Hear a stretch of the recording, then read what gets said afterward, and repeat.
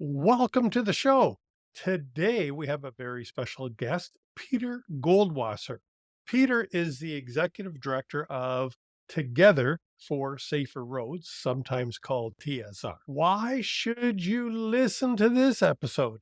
TSR works together with some of the largest public and private fleets, as well as leading hardware and software companies to create safer fleets and safer roads.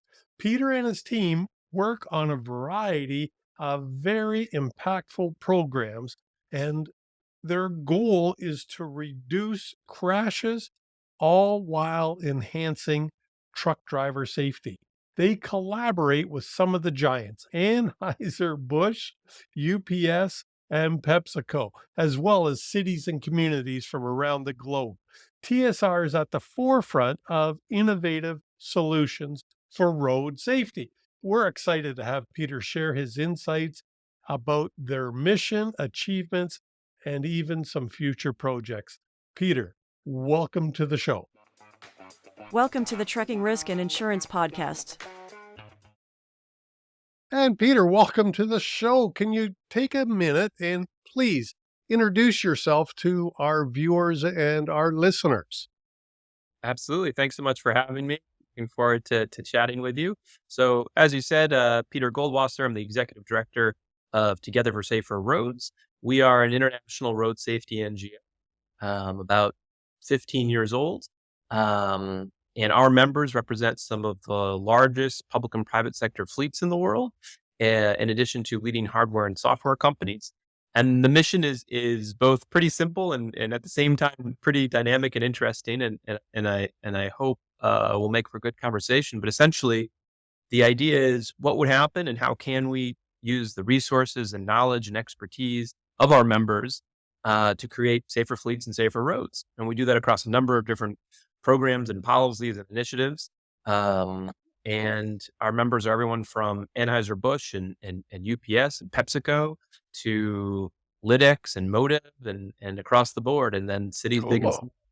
Yeah, so it's a lot of good work. At the end of the day, I like to say, my job is how do we help folks do a little bit better? How do we figure out how fleets can be safer? How can we create better environments for drivers in their cabs? What new technologies are out there? How can we demonstrate testing? How can we create those partnerships between cities and companies? And most importantly as well, I think is, how can we support the small and mid-sized fleets? I think it's around 88 to 90% out there that don't necessarily have the same access to resources to create cultures of safety. And so Yeah. a lot of what we do as well through some of our programs is to help to take the programs that we develop with our larger members and help some of the smaller fleets. That's awesome. Cool. And Johnny, while he Yeah. mentioned cities and everything, I know you had a question specifically about Houston. Yes. Yes. So what couple of things kind of come to mind here. So it's not just the trucking industry that you're collaborating with, you're working with folks to build better roads by the looks of it. That was a program that we did a little while ago. At the end of the day, right, it's one connected ecosystem, the roads, fleets, the technology. And so that program that we did down there was meant to look at a couple things. But one of the things I think was most interesting there in the scalability was around predictive crash analytics. And so we worked with the local community there to install cameras that could then collect data. And the idea was, would we be able to better understand and predict what intersections may be most dangerous and then allocate resources before the crashes occur to be able to address those. At the end of the day, it's where's the biggest ROI there and how do we deploy limited resources? So Right. we worked with the city, we worked with some local technology companies, we worked with some of our tech companies and had that partnership, which was quite nice. Right. Right. Well, our equipment, the technology within our equipment has advanced over the years, the last number of decades. Has the road design kept up with that technology? The fact that our vehicles can go faster and maybe lower center of gravity to take a specific bend in the road. But if that highway was built back in the 50s, can it still support the technology of today, I guess? I think so.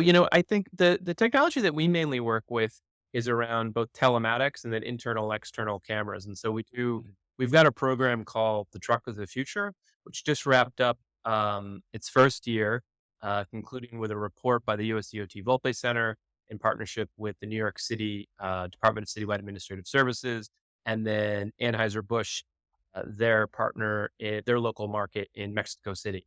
And so we took technology from one of our members, Vision Track, this 360 AI camera technology, and we put it on the outside of both New York City, about 10 trucks in New York City fleets, and then trucks down in the Mexico City fleet, with the objective of reducing blind zone. And so we know that in traditional, right, the conventionally designed cab, there are very large blind zones both in the sides and the front, Yes. given to where the driver's sitting back from the large bonnet and the engine and so forth. And so the idea is what would happen if we put these 360-degree cameras that would enable the driver to see in those blind zones. So you're doing technology, you're addressing vehicle design that is suboptimal. And we learned some really amazing stuff with that. About 70,000 near miss alerts at the end of the 6 month, Wow. right? And so that's approximately 70,000 incidents that were avoided, and they have Right. green, the yellow, and the red zone, red being the closest. Um, and sort of we had a number of objectives with this pilot, the Truck of the Future pilot. One was to demonstrate the viability of applying aftermarket technology to vehicles. Another was sort of demonstrate how you can do that. What does the time take? How do you train and bring on drivers with that? Um, and coming out of that, which I'm really excited about, is that we're going to then scale out. We're going to be doing a bus of the future this in 20. Oh, cool. Cool. Yeah, so building off of the original Truck of the Future, now putting that camera on school buses, which is a different Yeah. vehicle, different design, Sure. different. We're also going to be doing one. So the first one looked at, right, the issue of blind zones and how those contribute to crashes and injuries. So keeping that technology on, but working with a member of ours, MagTech, who's a pioneer in intelligent speed assist, right?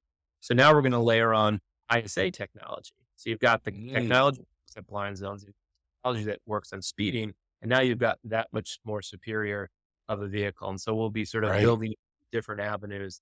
Again, all of this is meant to say, listen, there is a lot of good technology out there. What's the best way to get it out there? What does it look like? What does it cost? How do you put it out there? What questions do you need to answer?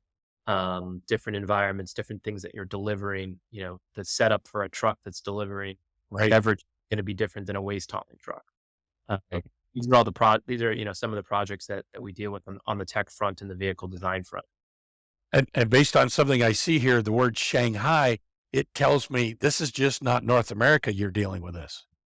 Yeah, so we work globally across a number of issues. One of the issues that we really work closely with our partners in England is on direct vision and high vision vehicles. And so, as you know, a couple of years ago, London was really sort of the premier actor in creating a scheme to regulate high vision vehicles, right? And so you've got as you all know, right, you've got your conventional cab that have these terrible blind zones in the front and the side. But then you've got better vehicles like ones being produced, let's say by Dennis Eagle, who's a member of ours, Oshkosh McNeil, the Iconic, the Freightliners. And so these are vehicles, right? They're going to be lower to the ground, easier to enter, all glass wraparound. So a variety of benefits, both for the folks outside and then for the driver as well. Yeah. And so over the last 2 years, we've done a lot of work here in the North American market with our partners in England and elsewhere. Say, listen, we know these vehicles exist. How can we begin to break down those barriers to get them here in the North American market? And we created North America's first 5-star direct rating system.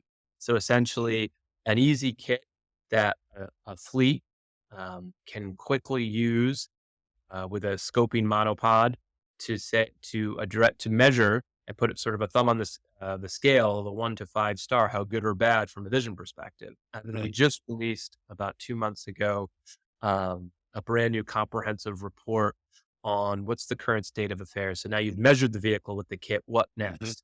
What are some common questions? What vehicles are available? What does procurement look like? And we'll continue to do that next year with a couple new projects.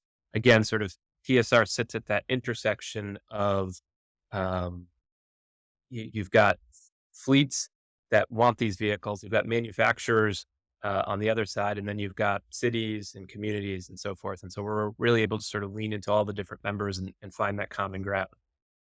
Cool. In my background, when I was a very, very young man, long time ago, I used to work for Sears Home Delivery. And Oh, what was your favorite thing to deliver, well, or your sure least as favorite heck thing? wasn't sofa beds. Let me, So, yeah, because they that's always went to the third floor or the attic or some, yeah. There, but the reason I bring that antiquated statement up with I believe the growth of last mile delivery now with the Amazons and the Ubers and everything else that we can order online now because we are ordering fridges and sofa beds and everything online. We always drove a cab over truck because, at least here in Canada, Sears believed that was the best unit that gave the driver the best chance for of navigating through residential areas without loss of life, because we're Mhm. talking largely about children in those areas. What's happening? Is that a focus of yours? I mean, loss of life obviously is a focus, but how is the technology coming that's going to help to reduce loss of life? Can you speak to that for a second? Yeah, so I would say from the vehicle design front, absolutely, all of our work at the end of the day is towards the larger idea of Vision Zero, right? How do we have an aspiration towards zero crashes, zero injuries, zero deaths, and what does that safe systems approach sort of look like? How are you addressing this both from technology, from design, from training and development? I think safety training is critical. And what does that look like? How do you create um, a culture of safety in your fleet? And so one of our programs, one of our hallmark programs is called the Focus on Fleet Safety Program. And so this was developed about 5 or 6 years ago by our global leadership community. And so these are all the super smart folks from our members who get together and help us figure out where should we be directing our energy. And one of the things that bubbled up a couple of years ago that led to the creation was um, a lot of these fleets, again, this 88, 90% of small fleets don't have the same person that's answering the phone to take the order is Yeah. also the safety head, right? Mhm. And so what would it look like and how could we create a comprehensive program across 3 pillars? One is training and develop, one is leadership, and one is telematics and technology. And how could we create a program based on the insights of some of the biggest fleets and the biggest hardware and software companies, package it all up, and then offer it to these other fleets in cohorts of 10 fleets or so. And so we've done exactly that. So this year, for example, we worked with the National Waste and Recycling Association to create a cohort of 10 of their member fleets across the country and bring them through the program. And it's a really amazing program, right? It deals with everything from it's got benchmarking, it's got initial onboarding, it's got, what does it mean to have culture? What is leading versus lagging indicators? It's not a driver training, which is a critical point of distinction. There's a lot of those out there. It very much, I think, works in parallel to and supports and helps ground that substantive, foundational driver training. But this almost sits on top of that. It's like, why are we doing it? What does it look Mm. like? What's the bigger goal? And so this is a program that is one that's sort of increasing and scaling out. And so we'll be doing a couple more fleets next year with National Waste and Recycling Association. We just launched one. It's right in the middle now. The Trucking Association of New York. We'll be doing one specifically with a cohort of school bus drivers, different companies in New York. So again, um, to in terms of, almost that's the essence of last mile delivery, right? Just Yeah. delivering kids all day. We'll be doing some on an international level as well, um, working with the United Nations. So it's a really, I think, Cool. thing I'm the most proud of. Yeah. Right. What I really like about it as well is that it gives an opportunity for our members to, really give back and shine in their respective areas. And so you've Right. got folks who are just best in class, the head of global safety at Anheuser Busch, who does a live webinar for it. You've got your head of telematics over at PepsiCo who will participate. You've got all of these different folks who are giving their time and expertise to, for the betterment of sort of all boats rise. Mhm.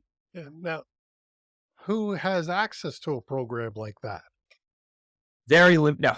Very Basically, limited. you need a golden ticket. Uh, so it's open to fleets of all sizes and in all the different industries, and so that's one of the main things that we do. And so we work with folks who want to potentially bring it either to their individual fleet or to sort of a cohort of fleets. And I'll share some of that information. You can share it out with your listeners in terms of how folks can learn more about it. Um, Majority, about 90% of it is the sort of best practices and informed information. And then with each cohort, depending on this industry, we'll tweak it a little bit to make it that much more relevant. But, the focus, the online learning portal now, I think has around 30 or 40 template documents and surveys. And so let's say Mm. you literally don't have a policy on data protection or data privacy. You can model it after that. What are telematics? Depending on where on that spectrum you are, not everybody knows. Why would you want it? And so it really serves as that sort of foundational building block for fleets to begin to develop these cultures of safety. Oh, Cool. because you're talking to two safety guys, and Yeah. most of my clients are the smaller fleets, 50 trucks and less, the landscapers and other people like that. And the thing that they're missing the most, Yeah. What do you hear? none of them want to have crashes. Absolutely. Mhm. They don't have a culture of safety, and they don't know how to build it. They would love it, but they This really is don't. focus. This is Mhm. exactly this is the program. Yeah. Uh, and it it's amazing. So when we launched the cohort this year with the National Waste and Recycling, a young woman from one of the waste hauling fleets, I think it was in Idaho. We're doing the introductions. And she was like, "This, I just want to be safe. I don't know where to turn. And I'm overwhelmed. I've got all these other responsibilities. I wear all these different hats, and that's exactly. And it was heartening to hear and inspiring because that's why we created the program. And that's for my fleets, that's exactly what the biggest downfall is. None of them want to have a crash. None of them want all that pain in the ass, but they just don't know where to begin. So this sounds Mhm. Mhm. really interesting to me, and I hope my listeners and viewers are listening because I think it's terribly interesting to them. Mhm. Uh, Yeah, big time. yeah, and John, I mean, your fleets are. Oh, John just got a new job. Yeah, I think You know, yeah, What's well, your new all kinds of on your sales? Tell me more. Well, I just transitioned to from being at my own company, specializing in risk management and working with different insurance providers and helping their motor carrier clients and whatnot, to now working directly with a global brokerage company, Arthur J. Gallagher. We need to talk, my friend. Uh, no, I'm joking. My insurance. No. So one of the things that is of interest, right, is this idea of how could we create some type of program where an insurance company or broker would be willing to offer a reduced premium if the fleet has superior direct vision trucks, right? And so we're beginning to work with some folks to get some fleets who already have them to try to pull together some of the hard numbers to really show that, listen, whether it's the crashes or whether it's even reduction in slip and falls, right? For the drivers, you're going up one step versus three steps. And I love your I'm sure it's exponentially more complicated than all the good ideas are way more.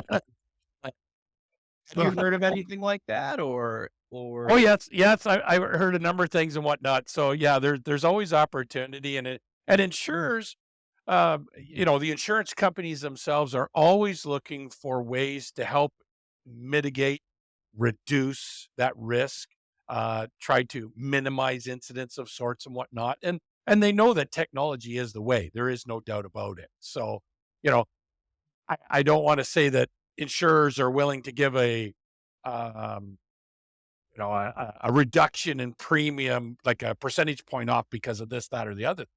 But it will definitely help the bottom line for the simple fact that if I can stop having crashes, well, that's gonna improve my bottom line. That's gonna improve my premiums. That's gonna improve me writing so many checks for the deductibles that I pay out because of the number of incidents I have. So by better managing it, it is gonna help you directly better manage your premiums and also your operational costs as a motor carrier. absolutely. I mean, crashes are expensive. Yes. Yeah. I think we need to be open-eyed and sort of even-keeled around what will be the most everyone's different, and, often just because it's the right thing to do doesn't necessarily, if we're not I don't wanna be Pollyannish about it, right? But that may not be enough. And Right. so how do you bring a variety of ROIs, just Mm, justification? So, mm, okay, if that's not enough, well, then I can also tell you that it's going to increase employee retention, it's gonna reduce employee incidents. It's going to lower your costs on the insurance premium, whatever it may. What's it going to take? What's going to be most convincing to you to come along? And that's a lot of what we try to do with our different members. Folks yep. join for different reasons, and we try to sort of create value for them, and then ultimately, if Right. we're successful with that, then we're creating value for the larger industry. Yep. Ultimately, the issues that we're all working. Well, Chris and I know this wonderful gentleman who is a legal trucking defense attorney out of the US, Mr. Doug Marcello. And he has a phrase called safety profits. And, simple aspect, safety culture, put into safety programs, and you will profit from it. You will reduce your overall costs. So stop focusing on your costs and start focusing on how to reduce those incidents and little things that are Right. going to happen, and it will turn around on the other side for you very, very quickly.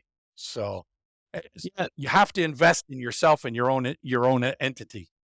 absolutely. We came out earlier this year with this pretty comprehensive report on seatbelts and how to increase seatbelt utilization rates. And Mhm. essentially, we asked a bunch of our different members, and it kept on coming up that seatbelts and just a variety of different issues in particular. It's this low hanging fruit. The ability they're sort of stuck in that 88% or so. Mhm. And so we did a bunch of research, a lot of first person interviews of drivers, and we came out with this standard operating procedure on increasing utilization rates, and it has 6 different Mhm. pillars. Each one has a variety of sort of low, medium, longer term actions, everything from how do you utilize communication strategies to how do you deploy new technologies as it relates to the seatbelt to increase wearing, to what is monitoring and observations and data collections. And so we'll be doing a couple of those types of safety instrument projects that really look to sort of bring together a lot of different information on a key attribute around Right. truck and design. But yeah, the seatbelt one's a great example, I think, as well. Mhm. Yeah. Anything, and I'm just sorry, I'm still fixated on culture. Well, it's important. Cultures is, that's uh, nothing gets to, you have the best idea in the world. Yeah, if you have the best technology, but if you haven't figured out a way to introduce it and Mhm. create Mhm. the room for it, Yep. then it's not going to work, or it's not going to work particularly well. Yeah. What do you see coming in the way of technology that the average trucking company owner hasn't seen yet? I don't know. That's a good question. Well, I'm Lately, thinking, I've well, been reading a lot and talking to a lot of people about tires, which sounds amazingly boring. But uh, pretty important across the board from a safety perspective, from an environmental perspective. Mm. I don't know if it's so much more technology, but just the better use of existing widgets, and training. I think training is what we hear from our members, and just that the larger policy community. I think um, that's really continues to be an issue. Let's you could talk about cameras, right? Let's say in particular in cab facing, and they have a number of positive attributes, but there's a lot of concern still from the drivers of the. Mhm. Very much So so. Yep. what does that look like? How do you get over that? Um, how do you how do you make it not punitive per se? Mm. So I think that's a good example around, whiz bang tech that isn't going to go anywhere, or it's not going to go as far, without that culture, as you were talking about. Right. What are you guys hearing on the front line? One of the things some of my clients have begun to look at is, I don't want to say 360 camera, but cameras at least mounted on the truck mirrors to better view the sides, Or your blind spots, of course. But the key that this one carrier said is, I want it tied to my dash camera, my forward facing dash camera, so that during an incident, I don't have to try to pull all these things together. If it's offered by the dash camera, then it's automatically saved and it's one file that I can view and see the crash in real time. Yeah. So are yeah, you seeing things you know like who that? does a lot of good work there, and they're a member of ours, Roscoe. Hmm. They'd be at Roscoe Vision, right? I think they're the oldest school bus camera company in the country. They're Oh, wow. in Finland, and they specialize in digital side view mirrors. Mhm. Uh, Really fascinating stuff. But they'd be a great guest, I think. Yeah. I mean, Happy stuff to like hear. that just intrigues me. I like Mhm. technology as old as I am. I really do. I find technology is fascinating. This whole Yeah. thing with AI and, you know, it's going to affect everyone. But Mhm. Yeah, I think one of the interesting things, right? And so we are overwhelmingly, a safety organization, but there are incidences or examples of where the environmental and the safety overlap. yeah, And one of them, right, which I think is quite interesting, is around vehicle design, and direct vision. And so, what happens when you remove the engine block? You no longer Mhm. need the bonnet. Could you not also, and you can have that cab over? It's not Mhm. always, unfortunately. You could do the Frunk F-150 where they still keep it, right? But I think this is a once in a generation when we're fundamentally thinking about redesigning the cab, Yeah. Yeah. not needing the engine. Uh, wouldn't it be great if we also layered on a safety perspective? Mhm. Mhm. I know Well, that's interesting. we kind of drifted away from cab overs in North America to go to the conventional model to improve fuel economy, Right. right? And it was, meant to be more aerodynamic and whatnot. However, we now created that, we've got a big nose in front of us now that is causing some blind spots and cars coming around us. We look at the European model, and a lot of that is mostly the cab over design. And but their technology just not even in safety technology, but technology advancements in the drivetrain have improved fuel economy. They're seeing huge advances in fuel Absolutely. economy. And then with that, you have this safety feature because now I'm right up front. I can see it. I have less blind spots. So it's almost like North America needs to have another look at this to go, there's technology elsewhere outside of North America that is working. And when I say this, even in my area, I have seen two small businesses down here that are running.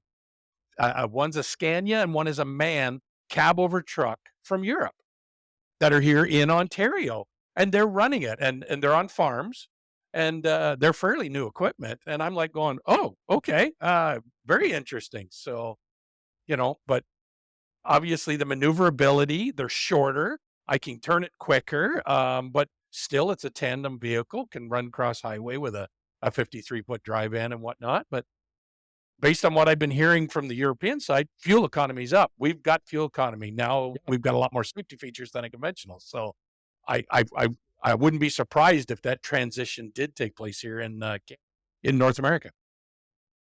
That's what we're hoping for. And so we're going to be doing a lot of organizing next year. Again, because it's a perfect match, right? We've got all of these OEMs who have these products. They want to sell more in the North American market. We want to see more of these safer trucks in the North American market. Yep. We also have fleets that we know would be interested in purchasing them.